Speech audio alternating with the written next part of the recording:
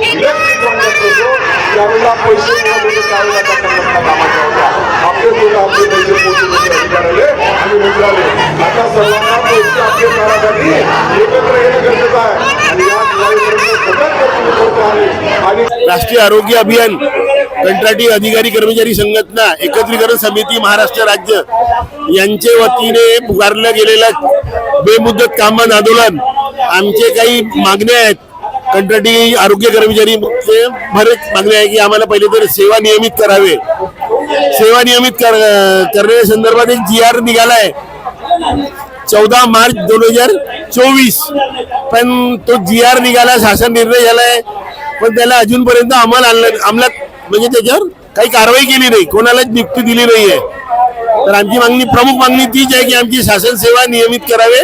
शासन निर्णय जो झालाय 14 मार्च 2024चा तो क्रियान्वित करावा म्हणून. आणि दुसरी मागणी की आम्हाला कमी मानधनात कामावर ठेवला जातो, तर आमचे मानधन वाढ झाली पाहिजे व समान काम समान वेतन हा सगळ्या कर्मचाऱ्यांची मागणी आहे. ही तिसरी मागणी आहे. तसेच आम्हाला कुठल्याच प्रकारचे सोशल बेनिफिट नाही आहे. PF नाही, EPF नाही, ग्रॅच्युटी नाही व तसंच हेल्थ इन्शुरन्स नाही आमच्या. व पुन्हा आम्हाला म्हणजे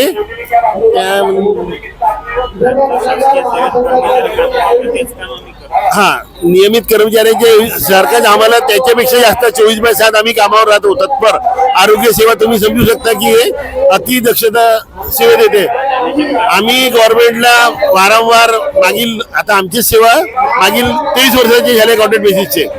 माझी स्वतःची सेवा, आमचे बरेचसे कर्मचारी आहे, महिला, इतर कॅडरचे ANM, GNM, pharmacy, LT, doctor, अजून इतर कॅडर यांची सेवा पण 15 वर्षाच्या वर झाल्या आहे. आणि शासनाचा निर्णय झालाय की ज्यांची सेवा 10 वर्षाच्या वर झाले त्यांची आम्ही सेवा नियमित करू, पण त्यांनी केलं नाही.